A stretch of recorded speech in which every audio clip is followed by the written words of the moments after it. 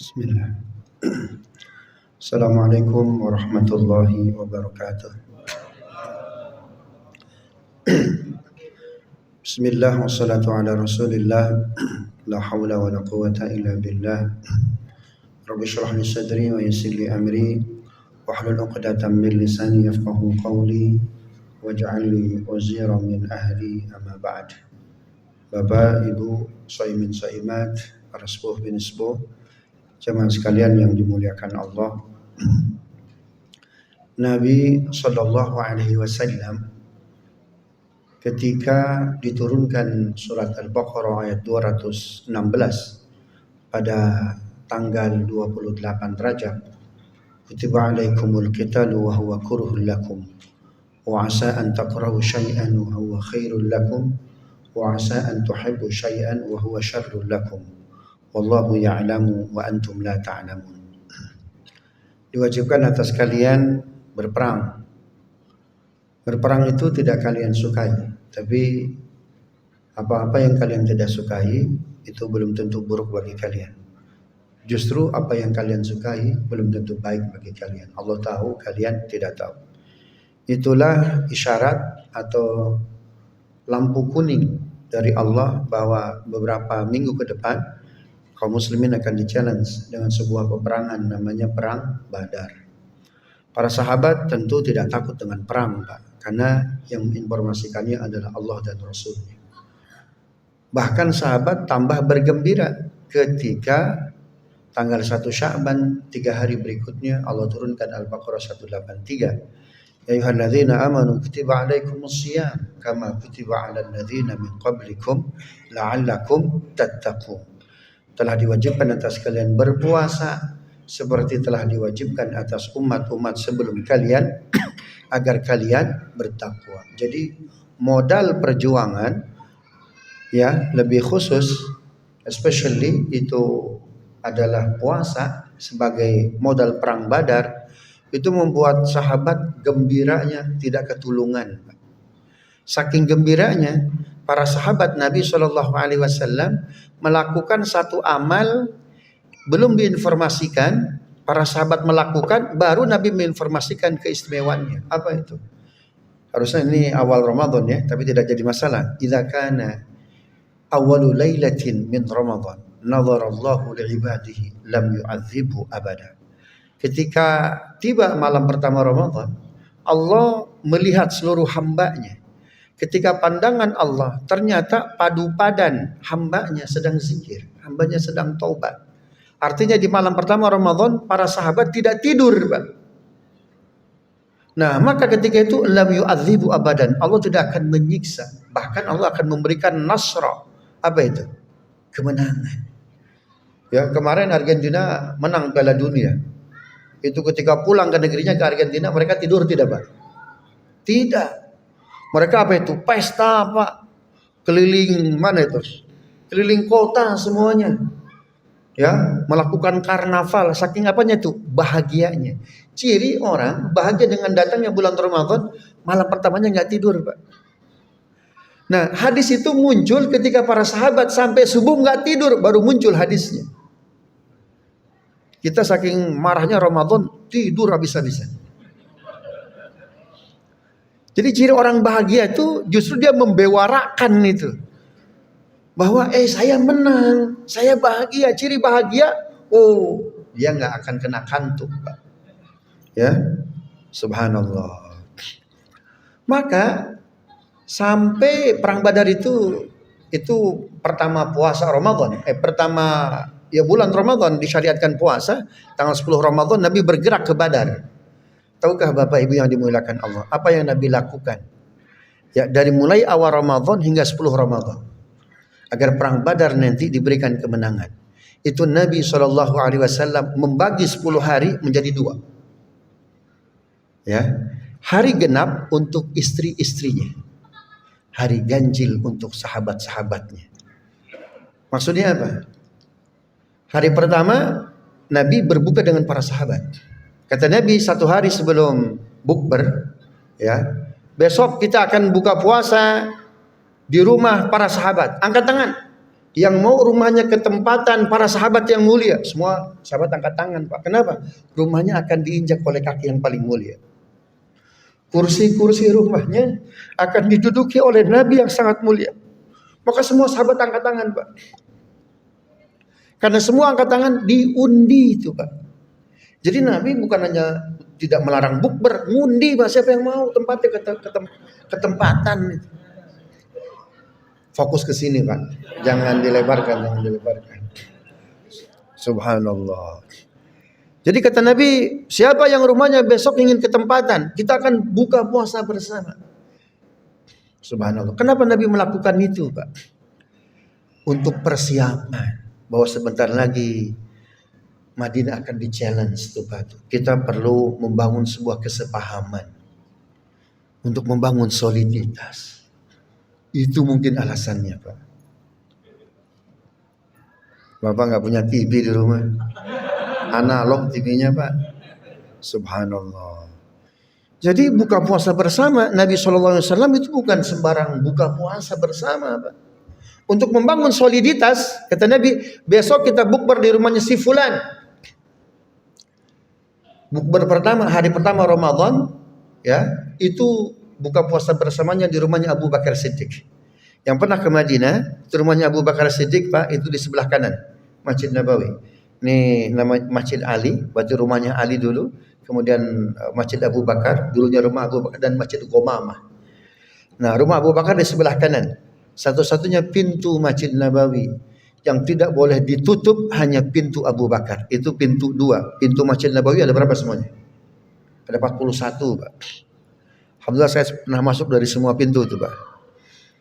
Nah, pintu 2 itu pintu Abu Bakar. Kata Nabi, semua pintu di Masjid Nabawi ditutup. Illa baba Abi Bakrin, kecuali pintunya Abu Bakar. Bukber pertama kita bukber di rumahnya siapa? Abu Bakar Siddiq. Kata Nabi, siapkan besok hadiah terbaik. Bawa hadiah. Kita bukber kosongan, Pak. Cuma bawa perut kosong. Para Nabi enggak. Para sahabat enggak disuruh oleh Nabi. Tolong kalian besok bawa hadiah. Ikat oleh kalian. Tutup oleh kalian. Bungkus oleh kalian. Jadi jangan sampai hadiah kalian tahu. Ya, sahabat kalian tahu bahwa hadiah si fulan. Ini bawa ini, bawa ini, bawa ini. Bungkus oleh kalian rapat-rapat. Subhanallah. Kenapa kami harus berbagi hadiah ya Rasulullah? Apa kata Nabi? Tahadu tahabu. Berbagi hadiahlah kalian, bertukar hadiahlah kalian, tahabu, maka kalian akan saling mencintai itu, Pak. Subhanallah. Menariknya, Pak, ada sahabat Nabi yang payah betul ekonominya, namanya Abu Lubabah. Dia nggak punya apa-apa. Dia punya baut. Tahu baut, Pak? Bahasa Jermannya mur. Mur dengan baut sama nggak, Pak? Iya, baut dengan mur tuh, Pak. Dia cuma punya itu tuh, Pak.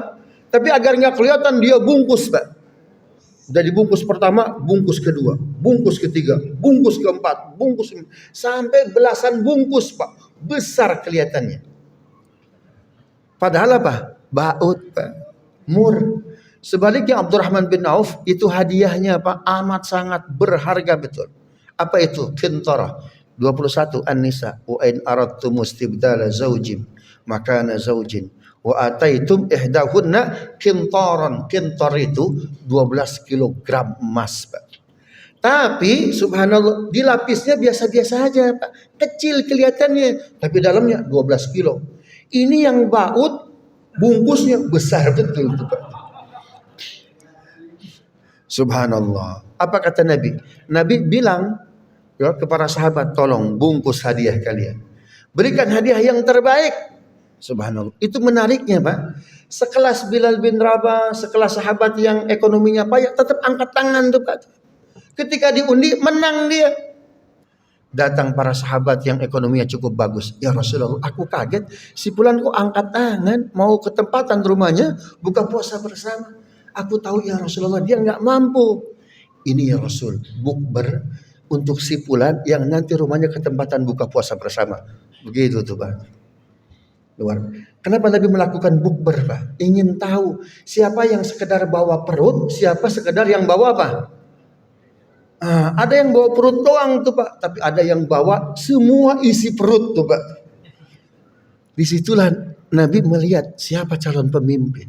Mana yang lebih banyak memberi ketimbang mana yang lebih banyak menerima. Pak. Maka keluarlah hadis Nabi, al-yadul ulia khairum min yadis sufla. Subhanallah. Bapak tahu nggak? Ternyata 10. Jadi kalau 10 hari setiap hari ganjil, berapa kali bukber Nabi sebelum perang Badar? 5 kali. Itu semuanya biaya Abu Bakar Siddiq. Disitulah Nabi memilah dan memilih siapa calon pemimpin. Mana yang lebih banyak memberi ketimbang menerima. Gini aja ini Pak. Mana yang gini, mana yang gini Pak. Subhanallah. Ternyata yang lebih banyak memberi siapa? Abu Bakar Siddiq. Sender dia, bukan receiver Pak. Subhanallah. Ketika datang hari H, subhanallah, semua sahabat mengambil hadiah masing-masing. Tolong. Tentu kalian yang membawa hadiah paling tahu hadiah kalian yang mana. Jangan ambil hadiah kalian. Kalian pilih hadiah yang lain. Mulailah para sahabat Pak mengambil hadiah itu Pak. Subhanallah. Tersisa 2 Pak. Hadiah Abdurrahman bin Auf dan hadiah Abu Lubabah. Abdurrahman bin Auf Pak kecil sekali. Abu Lubabah besar sekali. Subhanallah. Tapi Abu Lubabah nggak tahu bahwa itu hadiah siapa? Abdurrahman bin Auf. Kan semua diacak Pak. Bisa jadi simpulan ya itu mengambil hadiahnya si X dan lain sebagainya itu Pak. Nabi SAW memberi perintah. Abu Lubabah silakan ambil. Tersisa cuma ada 2 hadiah. Pilih kamu yang mana. Abu Lubabah dia paham betul Pak milik dia tuh Pak ya. Ya, kertas Indomie, dus Indomie kali itu Pak tuh. Ya, dia ambil tuh Pak hadiah yang paling kecil. Karena dia nggak mungkin ambil hadiah yang paling besar. Itu para sahabat Pak mengira yang paling besar, yang paling apa? Paling berharga, paling mahal tuh. Subhanallah. Ketika Abu Lubabah mengambil yang paling kecil, para sahabat, ini Abu Lubabah udah miskin, bodoh lagi. Masa ngambil yang lebih kecil? Padahal yang lebih besar banyak betul Pak. Ya, diambil yang paling kecil. Miliknya siapa Pak? Abdurrahman bin Auf. Ketika dibuka ternyata kintor 12 kilo. Kayak mendadak tuh Pak. Sebaliknya Abdurrahman bin Auf mengambil yang tersisa 1. Dibuka oleh dia, ternyata belum selesai-selesai. Dibuka lagi nggak selesai, dibuka lagi terus. Ternyata mur doang, semua sahabat terbahak-bahak tuh. Orang miskin dapat yang paling kaya, orang kaya dapat yang paling miskin. Subhanallah. Para sahabat ada yang berkata, "Waihak ya Abu Lubabah, ini pasti hadiah kamu yang paling besar, ini milik kamu nih Abu Lubabah." Keluarlah hadis Nabi, "Laisa syadidu bisur'ah. Innama syadidul ladzi yamliku nafsahu 'indal ghadab." Orang kuat itu orang yang tidak mudah menjustifikasi, tidak mudah marah. Orang kuat itu yang bisa menahan nafsunya ketika marah tuh Pak. Maka di situ tuh Pak, justru Abdurrahman bin Auf dia bersyukur Pak. Menariknya ada kisah sebelum ini. Ya, itu ada sahabat Nabi, itu sepupu Nabi, namanya Abdullah bin Abbas. Ketika itu umurnya antara 8 sampai 9 tahun. Dia nggak punya hadiah apa-apa Pak. Ya, hadiahnya dia ikat dalam sebuah kertas mungkin tuh ya, dituliskan, yang mendapat hadiah milikku ini, aku akan menghadiahkan kepadanya 3 kali khatam Quran. Subhanallah. Dia nggak ngasih hadiah pulpen, sepeda, Pak, Rubicon. Nggak ngasih hadiah itu tuh Pak.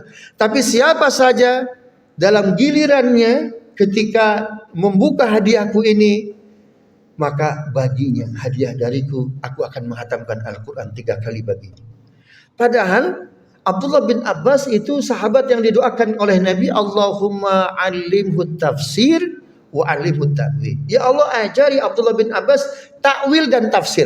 Artinya kalau dia baca Quran Pak, itu pemahaman ta'wilnya, pemahaman tafsirnya ketika menghatamkan plus. Siapa yang dapat hadiahnya Abdullah bin Abbas Pak? Ali bin Abi Thalib. Apa kata Abdurrahman bin Auf? Ali, boleh nggak hadiah kamu yang kamu dapatkan dari Abdullah bin Abbas, saya beli 3 kali lipat dari hadiah milikku yang didapatkan oleh Abu Lubabah? Nggak bisa, nggak boleh. Subhanallah. Paham Mbak ya? Jadi bukber itu luar biasa rahasianya. Hanya orang-orang yang makrifat yang kenal bukber. Subhanallah. Mudah-mudahan bermanfaat. Kita lanjut nanti dalam kajian Sirah Nabawiyah. Wallahul muwaffiq ila aqwamit thoriq. Assalamualaikum warahmatullahi wabarakatuh.